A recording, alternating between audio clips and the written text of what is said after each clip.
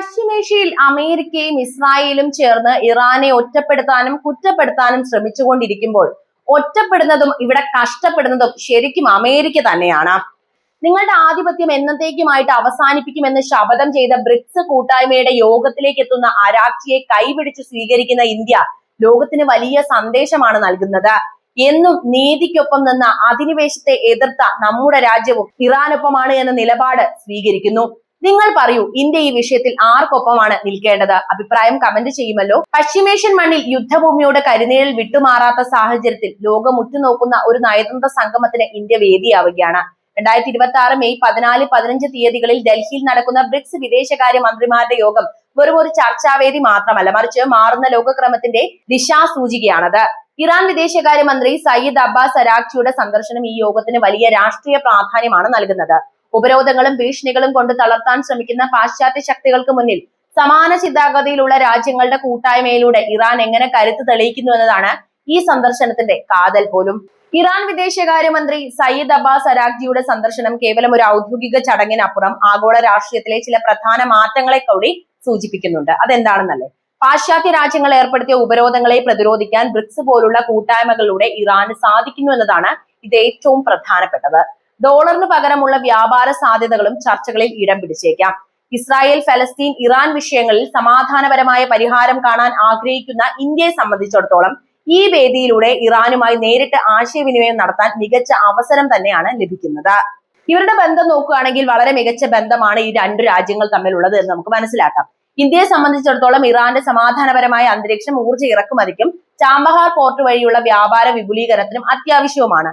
ലോകം ഉറ്റുനോക്കുന്ന ഈ നയതന്ത്ര ചർച്ചകളിൽ നിന്ന് വരാനിരിക്കുന്ന മാസങ്ങളിൽ ആഗോള ശക്തി സമവാക്യങ്ങളിൽ വലിയ മാറ്റങ്ങളാണ് നമ്മൾ പ്രതീക്ഷിക്കുന്നത്. പടിഞ്ഞാറൻ ആധിപത്യത്തിന് ബദലായി ഒരു ബഹുധ്രുവ ലോകക്രമം രൂപപ്പെടുന്നതിന്റെ സൂചന കൂടിയാണ് ഈ ഡൽഹി സംഗമം എന്നാണ് എനിക്ക് പറയാനുള്ളത്. കഴിഞ്ഞ 2 മാസങ്ങളിലായിട്ട് ഇറാനും അമേരിക്കയും തമ്മിലുണ്ടായ നേരിട്ടുള്ള സംഘർഷങ്ങളും അതിനെ തുടർന്ന് നിലവിൽ വന്ന താൽക്കാലിക വെടിനിർത്തലിനും ശേഷം ഡൽഹിയിൽ നടക്കുന്ന ഈ ബ്രിക്സ് സംഗമം ആഗോളതലത്തിൽ സവിശേഷ ശ്രദ്ധ ആകർഷിക്കുകയും ചെയ്യുന്നുണ്ട്. 10% വരുന്ന അന്താരാഷ്ട്ര എണ്ണ വ്യാപാരം കടന്നുപോകുന്ന ഹോർമുസ് കടലിടുക്കിന്റെ നിയന്ത്രണത്തെ ചൊല്ലിയുള്ള തർക്കം നിലനിൽക്കെ ഇറാൻ വിദേശകാര്യമന്ത്രി സയ്യിദ് അബ്ബാസ് അരാക്ചിയുടെ സന്ദർശനം ഈ ചർച്ചകൾക്ക് കൂടുതൽ മാനവും നൽകുന്നുണ്ട്. നമ്മൾ പ്രത്യേകം ഓർക്കണം, ബ്രിക്സ് രാജ്യങ്ങളുടെ കൂട്ടായ്മയുടെ സംഗമമാണ് നടക്കുന്നത്. വെടിനിർത്തൽ ധാരണകൾ ഇപ്പോഴും അതീവ ദുർബലമാണെന്നും ഹോർമുസ് കടലിടുക്കിനെ സുരക്ഷാ വെല്ലുവിളികൾ ലോകസമാധാനത്തെ ബാധിക്കുമെന്നുള്ള ആശങ്കകൾ UN സെക്രട്ടറി ജനറൽ ഉൾപ്പെടെയുള്ളവർ ഇതിനോടകം തന്നെ പങ്കുവച്ചിട്ടുണ്ട്. അതായത് ലോകം മുഴുവൻ വലിയൊരു സംഘർഷാവസ്ഥ ഈ പശ്ചിമേഷ്യൻ സംഘർഷം ഉണ്ടാക്കിയിട്ടുമുണ്ട്. ഇറാനെ സംബന്ധിച്ചിടത്തോളം അമേരിക്ക മുന്നോട്ട് വെച്ച സമാധാന നിർദ്ദേശങ്ങളിൽ തങ്ങളുടെ പരമാധികാരത്തെ ബാധിക്കുന്ന വ്യവസ്ഥകളോടുള്ള വിയോജിപ്പ് പ്രകടിപ്പിക്കാനും ബ്രിക്സ് രാജ്യങ്ങളുടെ പിന്തുണ തേടാനും ഈ വേദി സഹായിക്കുക തന്നെ ചെയ്യും. പ്രത്യേകിച്ച് ഈ ഗ്രൂപ്പിലെ സൗദി അറേബ്യ, UAE തുടങ്ങിയ രാജ്യങ്ങളുടെ പ്രാദേശിക അഭിപ്രായ വ്യത്യാസങ്ങൾ നിലനിൽക്കുന്ന സാഹചര്യത്തിൽ ഇന്ത്യയുടെ അധ്യക്ഷതയിൽ നടക്കുന്ന ഈ യോഗം ഇറാനുമായുള്ള നയതന്ത്ര ബന്ധങ്ങൾ മെച്ചപ്പെടുത്താനുള്ള ഒരു മധ്യസ്ഥ ഇടമായി മാറാനുള്ള സാധ്യതയുണ്ട്.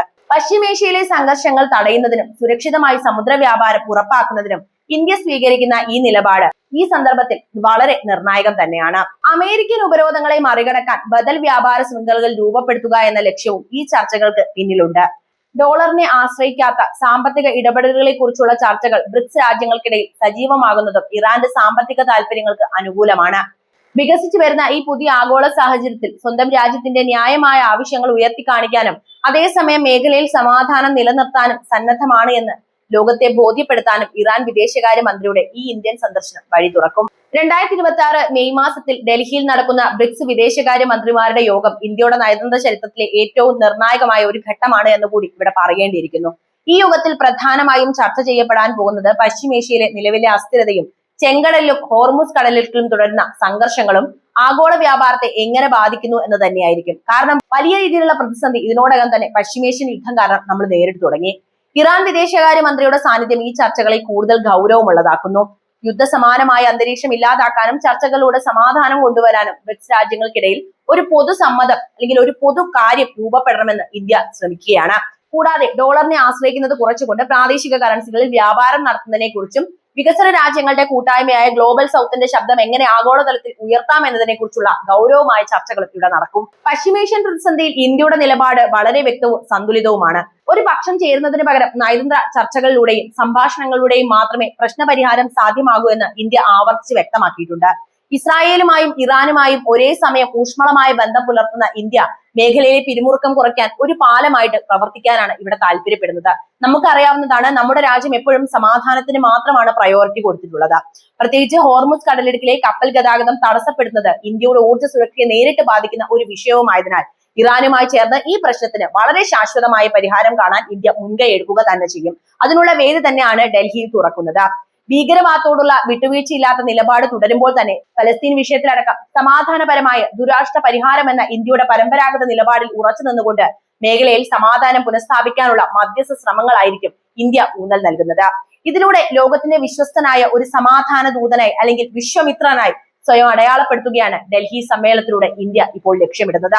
ഇനി ബ്രിക്സ് രാജ്യങ്ങളുടെ കൂട്ടായ്മയിലേക്ക് വരികയാണെങ്കിൽ ഈ കൂട്ടായ്മ കേവലം ഒരു അമേരിക്കൻ വിരുദ്ധ ചേരി എന്നതിലുപരി ആഗോള രാഷ്ട്രീയത്തിൽ ഒരു മൾട്ടി പോളാർ ക്രമം ആഗ്രഹിക്കുന്ന രാജ്യങ്ങളുടെ കൂട്ടായ്മയായിട്ടാണ് സ്വയം അടയാളപ്പെടുത്തുന്നത്. അമേരിക്കയുടെ അപ്രമാദിത്വം അവസാനിപ്പിക്കുന്നതിനോടൊപ്പം മറ്റു രാജ്യങ്ങൾക്കും തുല്യനീതി ഉറപ്പാക്കേണ്ടതുണ്ട്. അമേരിക്കയുടെ നേതൃത്വത്തിലുള്ള ഏകപക്ഷീയമായ സാമ്പത്തിക രാഷ്ട്രീയ നയങ്ങൾക്കെതിരെ, പ്രത്യേകിച്ച് ഡോളറിന്റെ ആധിപത്യത്തിനും ഉപരോധങ്ങൾക്കുമെതിരെ നിൽക്കുന്നതിൽ ഈ രാജ്യങ്ങൾക്കിടയിൽ യോജിപ്പുണ്ട്. എന്നാൽ പശ്ചിമേഷ്യൻ പ്രതിസന്ധിയിൽ ഇറാന്റെ പക്ഷം ചേരുന്ന കാര്യത്തിൽ ഓരോ ബ്രിക്സ് അംഗത്തിനും വ്യത്യസ്തമായ താല്പര്യങ്ങളാണുള്ളത് എന്നതും പ്രത്യേകം എടുത്തു പറയേണ്ടതുണ്ട്. പശ്ചിമേഷ്യയുടെ അമേരിക്കയുടെ ഇടപെടലുകളെയും ഇസ്രായേൽ അനുകൂല നിലപാടിനെയും റഷ്യയും ചൈനയും ശക്തമായി എതിർക്കുന്നുണ്ട് എന്ന കാര്യം അറിയാമല്ലോ. ഇറാനെതിരെയുള്ള ഏകപക്ഷീയമായ അമേരിക്കൻ ഉപരോധങ്ങൾ അന്താരാഷ്ട്ര നിയമങ്ങൾക്ക് വിരുദ്ധമാണ് എന്നാണ് ഇവരുടെ നിലപാട്. അതുകൊണ്ട് തന്നെ ബ്രിക്സ് വേദിയിൽ ഇറാന്റെ പരമാധികാരത്തെ പിന്തുണയ്ക്കുന്ന പ്രസ്താവനകൾ ഉണ്ടാകാനുള്ള സാധ്യതയുമുണ്ട്. എന്നാൽ ഇന്ത്യയെയും UAE പോലുള്ള രാജ്യങ്ങൾ കുറച്ചുകൂടി സന്തുലിതമായ നിലപാട് തന്നെയാണ് ഇവിടെ സ്വീകരിക്കുന്നത്. അതായത് ഏകപക്ഷീയമായ ഒരു തീരുമാനം സ്വീകരിക്കാൻ ഇവർ തയ്യാറല്ല. അമേരിക്കയുമായി ശക്തമായ പ്രതിരോധ സാമ്പത്തിക ബന്ധമുള്ള ഇന്ത്യക്ക് ഇറാനെ പൂർണ്ണമായും പിന്തുണച്ച് അമേരിക്കയെ പിന്തുണയ്ക്കുന്നത് ഗുണകരമല്ല. അതേസമയം ഇറാനിലെ തങ്ങളുടെ നിക്ഷേപങ്ങളും ചരക്കു നീക്കവും സുരക്ഷിതമാക്കാൻ ഇന്ത്യക്ക് ഇറാന്റെ സഹായം അത്യാവശ്യവുമാണ്. ഇറാനൊപ്പം നിൽക്കാൻ ബ്രിക്സ് പ്രധാനമായും ഉപയോഗിക്കുന്നത് സാമ്പത്തിക ആയുധങ്ങൾ തന്നെയാണ്. ഇവിടെ അമേരിക്കയുടെ ഉപരോധങ്ങളെ മറികടക്കാൻ ബ്രിക്സ് രാജ്യങ്ങൾക്കിടയിൽ സ്വന്തം കറൻസിയിലുള്ള വ്യാപാരം പ്രോത്സാഹിപ്പിക്കുന്നത് ഇറാൻ പോലുള്ള രാജ്യങ്ങൾക്ക് വലിയ ആശ്വാസം തന്നെയാണ് ഉണ്ടാക്കുന്നത്. അമേരിക്കൻ ഡോളറിന്റെ പതനം കൂടിയാണ് നമ്മൾ ഇവിടെ വായിച്ചെടുക്കേണ്ടത്. പശ്ചിമേഷ്യയിലെ സംഘർഷം ആഗോള ഇന്ധനവിലയെ ബാധിക്കുന്നത് കൊണ്ട് തന്നെ മേഖലയിലെ അമേരിക്കൻ സൈനിക സാന്നിധ്യത്തിന് പകരമായി ഒരു ആഭ്യന്തര സുരക്ഷാ സംവിധാനം വേണമെന്ന നിലപാടായിരിക്കും റഷ്യയും ചൈനയും മുന്നോട്ട് വെക്കുന്നത്. ചുരുക്കി പറഞ്ഞാൽ അമേരിക്കൻ കടന്നുകയറ്റത്തെ നേരിടാൻ ഇറാനൊപ്പം നിൽക്കുമ്പോഴും ഒരു നേരിട്ടുള്ള സൈനിക സഖ്യം എന്നതിലുപരി അമേരിക്കൻ മേധാവിത്വമില്ലാത്ത ഒരു സാമ്പത്തിക ബദൽ രൂപീകരിക്കാനാണ് ബ്രിക്സ് ശ്രമിക്കുന്നത്. അമേരിക്കയുടെ ഉപരോധ രാഷ്ട്രീയത്തെ അപ്രസക്തമാക്കുക എന്നതാണ് ഇറാന് ബ്രിക്സ് നൽകുന്ന ഏറ്റവും വലിയ പിന്തുണ. സമാധാന ചർച്ചകൾക്ക് മുൻഗണന നൽകിക്കൊണ്ട് തന്നെ അമേരിക്കയുടെ ഏകപക്ഷീയമായ തീരുമാനങ്ങൾ ലോകത്തിന് അംഗീകരിക്കാനാവില്ല എന്ന ശക്തമായ സന്ദേശമായിരിക്കും ഡൽഹിയിൽ നടക്കുന്ന വിദേശകാര്യ മന്ത്രിമാരുടെ യോഗം ഉണ്ടാക്കുന്നത്. എന്താണ് ഈ വിഷയത്തെക്കുറിച്ച് നിങ്ങൾക്ക് പറയാനുള്ളത് എന്ന് എന്തായാലും കമന്റ് ബോക്സിൽ എഴുതുക. ഒപ്പം വീഡിയോ ഇഷ്ടമാവുകയാണെങ്കിൽ ലൈക്ക് ചെയ്യാനും ഷെയർ ചെയ്യാനും ചാനൽ ഒന്ന് സബ്സ്ക്രൈബ് ചെയ്യാനും ശ്രദ്ധിക്കുമല്ലോ.